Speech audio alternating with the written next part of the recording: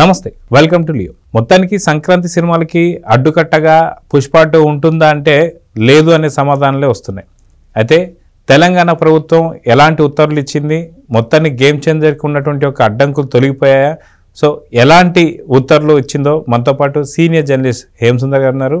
వారిని అడిగి తెలుసుకుందాం. సార్ నమస్తే. నమస్తే అండి. సార్, మొన్నటిదాకా పుష్ప 2 వల్ల ఏదైతే సంధ్య థియేటర్ దగ్గర జరిగినటువంటి ఒక సంఘటన అందరికీ తెలిసిందే. సో దీంతో బెనిఫిట్ షోస్ కావచ్చు లేదా టికెట్ల పెంపు కావచ్చు కొంత తెలంగాణ గవర్నమెంట్ పూర్తి ఆపేసిందని అయితే విన్నాం.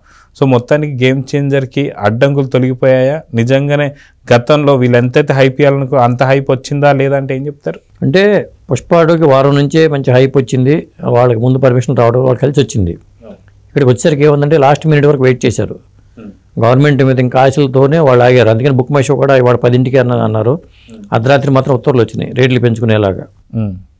ఆ ప్రకారం చూసుకున్నప్పుడు ప్రీమియర్ షోలకి మాత్రం పర్మిషన్ ఇవ్వాలి.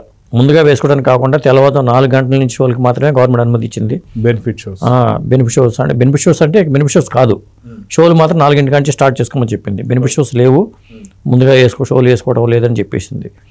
కాబట్టి ఈ రేట్లతోనే మీరు బుక్ పెట్టుకోండి అని చెప్పారనమాట. కాబట్టి ఆ ప్రకారంగానే అర్ధరాత్రి ఉత్తర్వులు రావడం అనేది జరిగింది. దాని ప్రకారంగానే ఇప్పుడు టికెట్లు మన బుక్ మై షో చూసినా కానీ టికెట్ ఫ్రీగా దొరుకుతున్నాయి.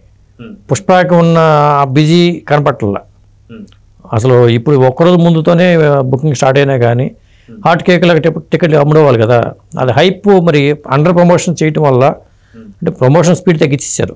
ఈవెంట్స్ కూడా రద్దు చేసేసారు. దాదాపు ఈవెంట్ ఎందుకు తలకనిపులు అనుకోవడం, గవర్నమెంట్ రూల్స్ మార్చడంతో థియేటర్ దగ్గర హంగామాలు వద్దు, డప్పులు వాయిద్యాలతో ఇవన్నీ చేయొద్దు, ఇలాంటి ఇన్స్ట్రక్షన్స్ అన్నీ ఉండటంతో వాళ్ళు ఎందుకు వచ్చిన గొడవ ఈ రేట్లు పెంచేస్తాలే అనేలాగా పరిస్థితి అయితే ఉంది. సో మొత్తానికి గేమ్ చేంజర్ సంబంధించి ఎంతో కొంత అడ్డంకు అయితే పుష్ప 2లో మనం చూస్తూ వస్తున్నాం. సో దాని ఎఫెక్ట్ భారీగా పడిందని చెప్పి అనుకోవాలి గేమ్ చేంజర్ పైన. అంటే పుష్ప ఎఫెక్ట్ అయితే పడిందండి.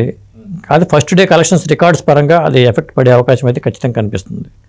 ఎందుకంటే మనకి పుష్ప 2కి వచ్చిన కలెక్షన్లో సగమన్నా వస్తాయా కదా అనే పరిస్థితి అయితే ఉంది.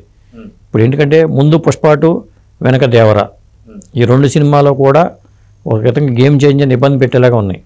ఎందుకంటే కంపారిజన్ మొదలవుతుంది. ఎందుకంటే RRRలోనేమో ఎన్టీఆర్, జూనియర్ ఎన్టీఆర్, రామచంద్ర కలిసి నటించారు. మరి జూనియర్ ఎన్టీఆర్ సోలోగా వచ్చిన దేవరకేమో 550 కోట్లు వచ్చింది కలెక్షన్ వసూళ్ల పరంగా చూసుకుంటే.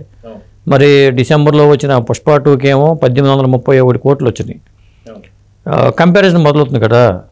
పైగా శంకర్ లాంటి ఒక డైరెక్టర్తో చేసుకున్న సినిమా మరి ఫస్ట్ డే కలెక్షన్ కానీ ఓవరాల్ కలెక్షన్స్ పరంగా చూసుకుంటే ఆ సినిమాలకి ఒక పక్కన పుష్ప 2 భయపెడుతుంది, ఇంకో పక్క దేవర 550 కోట్లతో దేవర ఉంది.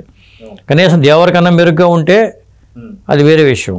ఏదేమైనా కొద్ది ఇబ్బందికర పరిస్థితి. అడకత్తిలో పోగచెక్క అంటారు కదా, ఆ పరిస్థితిలోనే ఒక రామ్ చరణ్ ఉన్నాడు అనేది అనిపిస్తుంది. అయితే మనం చూసాం గతంలో ఏదైతే దేవరాకు మంచి కలిసి వచ్చిన టైం అని చెప్పి అనుకోవాలి. ఆ టైంలో కూడా సరైన సినిమాలు లేకపోవడంతో సోలోగా రిలీజ్ అయినటువంటి ఒక దేవర మాత్రం 550 కోట్ల పైచులకు వసూలు చేసిన సంగతి తెలిసిందే.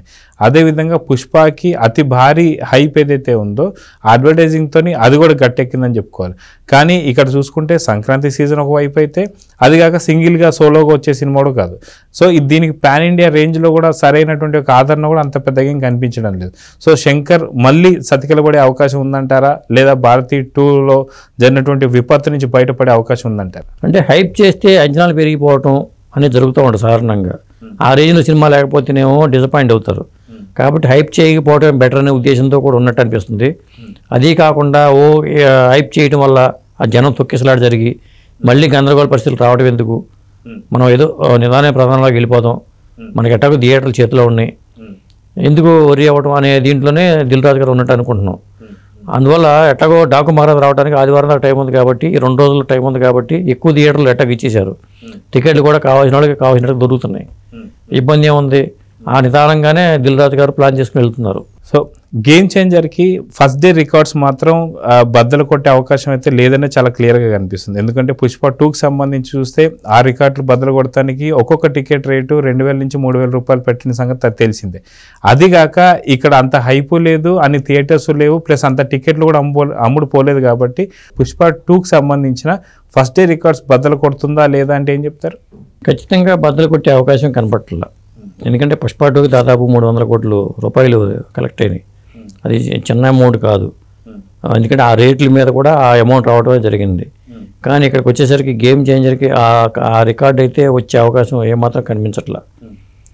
ఎందుకంటే సినిమాలో అదే రోజు లేకపోయినా కానీ ఫస్ట్ డే రావడానికి అవకాశం ఉంది. కానీ ఆ హైప్ తగ్గించుకోవడం కానీ, సినిమా మీద వీళ్ళు హైప్ తగ్గించుకోవడం కానీ, గవర్నమెంట్ పరంగా ఉత్తర్వులు రావడం లేట్ అవడం కానీ, ఒక బుకింగ్ వారం రోజుల ముందే కొద్దిగా స్టార్ట్ చేసుకుంటే అది వేరుగా ఉండేది. రేపు సినిమా అయితే, రేపు పొద్దున్న 4 గంటల సినిమా అయితే ఇవాళ మార్నింగ్ 10 గంటలకి బుకింగ్ స్టార్ట్ అయితే ఎట్లా సాధ్యం అవుతుంది? కాబట్టి ఆ రికార్డ్ అయితే ఖచ్చితంగా రాదు. అందులో సగం వచ్చినా గ్రేట్ అని అనుకుంటున్నాను నేనైతే. సో ఇదే పరిస్థితి రేపు పొద్దున్న డాకు మహారాజ్ కూడా రాబోతుందంటే ఏమంటారు? అసలు డాకు మహారాజ్కి వాళ్ళు తెలంగాణలో టికెట్లు పెంచుకోవాలని ఆలోచన ఒక లేదు. మాకు ఈ రేట్లు సరిపోతాయని నాగవంశీ స్పష్టంగా చెప్పేశారు. ఏపీలో అయితే పెంచుకున్నారు కానీ తెలంగాణ వరకు వచ్చేసరికి మాకు అవసరం లేదు, పెంపుదల అవసరం లేదు అని వాళ్ళే చెప్పేశారు. కాబట్టి వాళ్ళ రికార్డు ప్రకారం చూసుకుంటే వాళ్ళ రికార్డు ఏంటంటే ఫస్ట్ డే కలెక్షన్ రికార్డు 20 కోట్లు వస్తుందా 25 కోట్లు వస్తుందా అని లెక్కలో ఉండాలి. ఎందుకంటే ఒక పక్క గేమ్ చేంజర్ ఉంది కాబట్టి థియేటర్ల సంఖ్య తక్కువ ఉంటుంది. కాబట్టి వాళ్ళ రికార్డు పరంగా చూసుకుంటే 20 కోట్లు 25 కోట్లు వస్తుంది ఫస్ట్ డే కలెక్షన్ రికార్డు. వీళ్ళకి వస్తే మహా అయితే 150 కోట్లు రికార్డు రావచ్చు అని నేను అనుకుంటున్నా. అంతేగాని 300 కోట్లు రికార్డు 250 కోట్లు అది వచ్చే అవకాశం నేను అనుకోవడం గేమ్ చేంజర్కి లేదనుకుంటున్నా.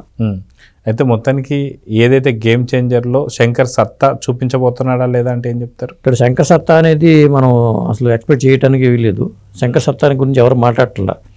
ఇక్కడ రామ్ చరణ్ సత్తానా దిల్ రాజు సత్తానా అనేదే ఇప్పుడు ఆలోచిస్తున్నారు. కానీ శంకర్ సత్తా అనేది భారతీయ 2తోనే అయిపోయింది. మళ్ళీ శంకర్కి ఆయన బూస్టింగ్ కావాలి. ఆయనకి ఇది సక్సెస్ అయితే మళ్ళీ శంకర్ ఉంటుంది, లేకపోతే శంకర్గిరి మానేయాలి అని చెప్పొచ్చు. సో చూద్దాం సార్, ఖచ్చితంగా శంకర్ ఎలాంటి మ్యాజిక్ చేయబోతున్నాడు, లేదా నిజంగా global star Ram Charan magic చేయబోతున్నాడా, లేదా మీరు అన్నట్టు దిల్ రాజు ఏమన్నా చూపించబోతున్నాడా అనేది అద్భుతాలు చూపించబోతున్నాడా చూద్దాం మరి. నమస్తే. నమస్తే.